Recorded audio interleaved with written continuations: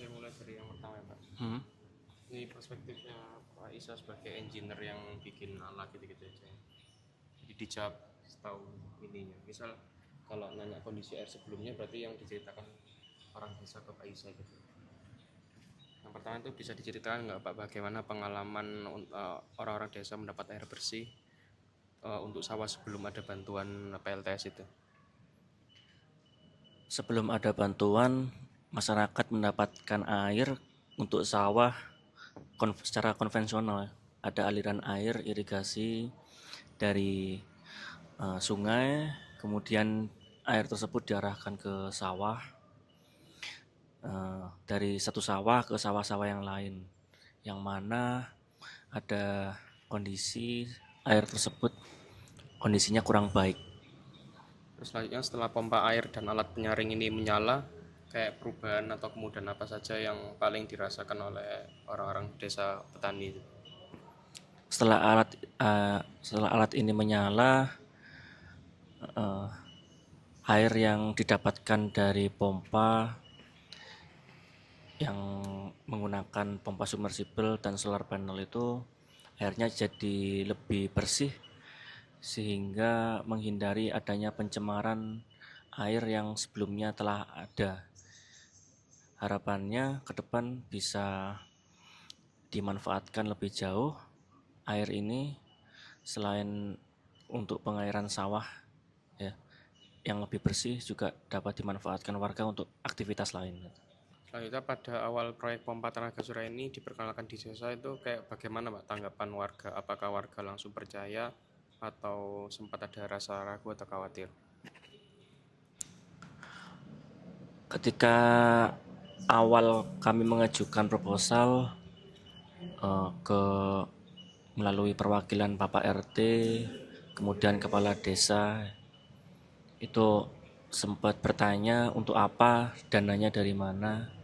Namun setelah kami jelaskan, mereka ikut antusias dan aktif dalam membantu kegiatan ini.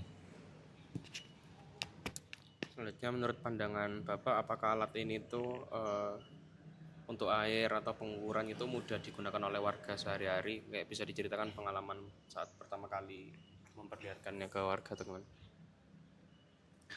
Untuk digunakan warga, operasionalnya menurut saya relatif mudah, yaitu warga tinggal mengaktifkan solar panel, kemudian mengaktifkan pompa.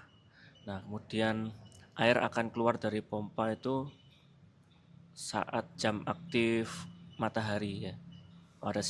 Pada pagi hari jam 7 sudah bisa dipakai, kemudian sekitar jam 4 sudah bisa dimatikan gitu. Saya rasa cukup mudah operasionalnya. Dalam hal maintenance, saya rasa yang perlu dirutinkan yaitu membersihkan solar panelnya, kemudian membersihkan perangkat-perangkat elektronisnya, memastikan tidak ada yang korsleting, dan membersihkan filter pompa karena kondisi air yang ada di sumur paling bawah itu kan relatif banyak endapan kotoran. Nah, itu harus dibersihkan rutin, diangkat gitu sipelnya. Terus selama mesin air ini berjalan, masalah atau gangguan apa yang paling sering terjadi atau ditemui sehari-hari?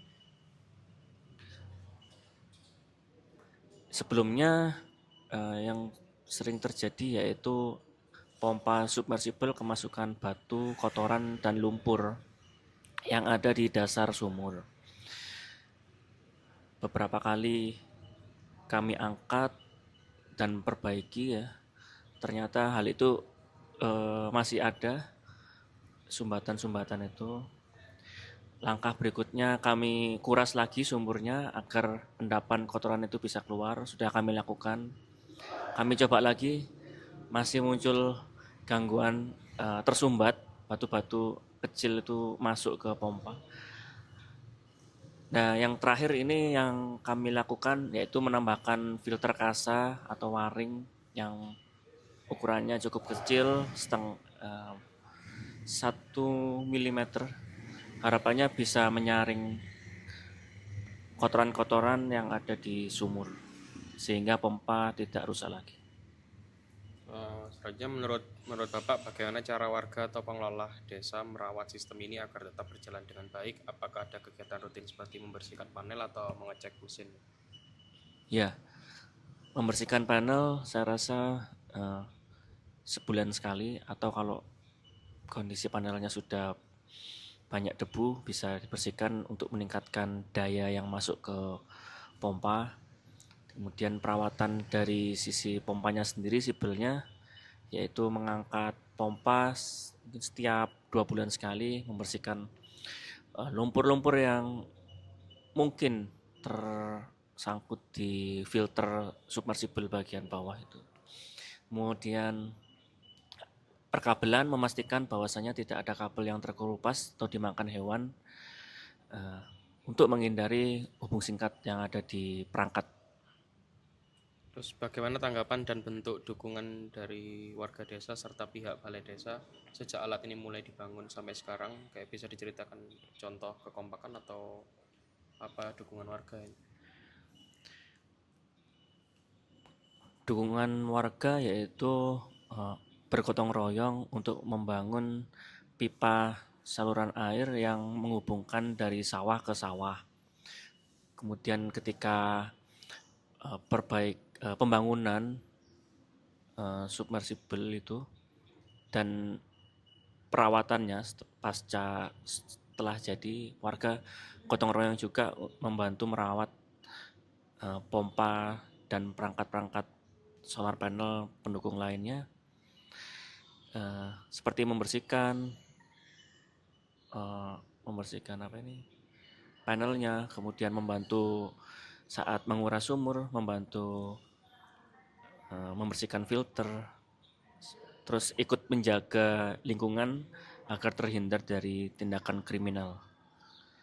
Terus menurut pendapat Bapak, langkah apa yang harus disiapkan oleh desa dan warga dari sekarang agar mesin itu bisa terus menyala dan bermanfaat sampai bertahun-tahun ke depan, terutama kalau ada alat yang rusak atau butuh biaya perbaikan? Dari sisi warga atau perangkat desa untuk menjaga sustainabilitas, yaitu ya tentu merawat perangkat tadi ya, yang sudah saya sampaikan. Jika perlu didukung dengan sumbangan atau mengumpulkan biaya agar nantinya ketika terjadi kerusakan atau kebutuhan-kebutuhan yang lain untuk ekspansi yang lebih besar kapasitasnya, warga bisa mandiri untuk memperbaiki dan mengembangkan lebih besar lagi produktivitasnya. Terus dari semua pengalaman Bapak selama ini, hal yang menurut Bapak paling penting dan sangat menentukan agar proyek air ini seperti ini bisa sukses, awet, dan tidak mangkrak di tengah jalan? Agar tidak mangkrak di tengah jalan,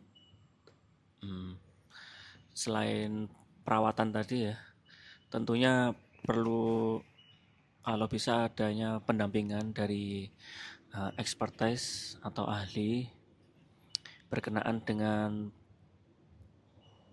perawatan ya, sehingga ketika ada kendala yang warga tidak tahu solusi penyelesaiannya, maka expertise tersebut atau ahli tersebut bisa ikut membantu memberikan rekomendasi ke depan.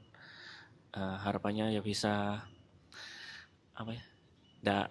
nggak ngawur waktu memperbaikinya. Kalau nggak tahu ya disampaikan nggak tahu, tapi kalau tahu ya disampaikan, memastikan ke ahlinya itu untuk memperbaiki. Terus dari sisi mesin, kelistrikan, dan panel surya, kerusakan atau gangguan teknis apa yang paling rawan terjadi di lapangan? Kayak bisa diceritakan bagaimana proses memperbaiki masalah selama proses tersebut? Gangguan yang paling sering terjadi, pertama sumbatan batu dan lumpur tadi. Solusinya yaitu mengangkat sumur ya. Nah, kemarin itu ada kendala ketika mengangkat sumur, kondisi air sumurnya itu sudah habis, maka relatif berat mengangkat sumurnya itu karena masih ada air yang mengendon di pipa. Maka solusinya ketika airnya sudah sedikit, tunggu dulu ketika airnya sudah sampai di ujung mulut sumur, baru diangkatlah, itu lebih ringan. Terus dikeluarkan satu persatu pipa-pipanya. Nah, setelah pompa sibelnya itu sudah sampai luar, maka warga bisa membersihkan filter-filternya dari kotoran-kotoran yang mengganggu. Terkait alat otomatis pengukuran kebersihan air seperti pH atau kejernihan air, apakah alat tersebut selama ini membaca data dengan baik atau ada kendala teknis apa yang sering muncul pada alat pengukuran? Selama sebenarnya alat itu masih belum dipasang ya, barusan ini aja ya di launching. Tapi setelah kami bandingkan, kami menggunakan power monitoring dan power quality monitoring kami develop sendiri dibandingkan dengan perangkat lain yang sudah built-in di industri siap pakai, itu errornya relatif cukup kecil sehingga dari sisi pengukuran kami rasa cukup akurat. Seperti itu. Bagaimana proses mengajarkan cara menghidupkan atau memperbaiki sistem ini kepada pemuda desa atau siswa SMK gitu? Apa menurut Bapak mereka sudah cukup untuk jika sewaktu-waktu itu ada perbaikan dari kerusakan ringan gitu? Saya rasa sudah cukup karena pada saat sosialisasi kami memberikan panduan penggunaan power monitoring dan power quality monitoring, serta di saat sosialisasi kami berikan juga K3 atau apa ya, panduan maintenance ya, yang dapat mahasiswa baca, sudah kami sampaikan juga. Selain saat sosialisasi juga di Powerhouse sudah kami berikan poster untuk perawatan rutin. Terakhir, khusus dari sudut pandang teknis kelistrikan dan mesin, apa satu hal yang paling wajib diperhatikan agar sistem air tenaga surya ini tidak gagal berfungsi dan bisa beroperasi dengan stabil?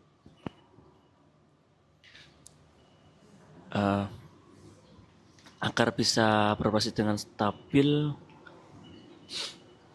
ya selain perawatan tadi rutin ya, maka berikutnya adalah memastikan jadi kondisi sumur itu sudah habis atau penuh ya.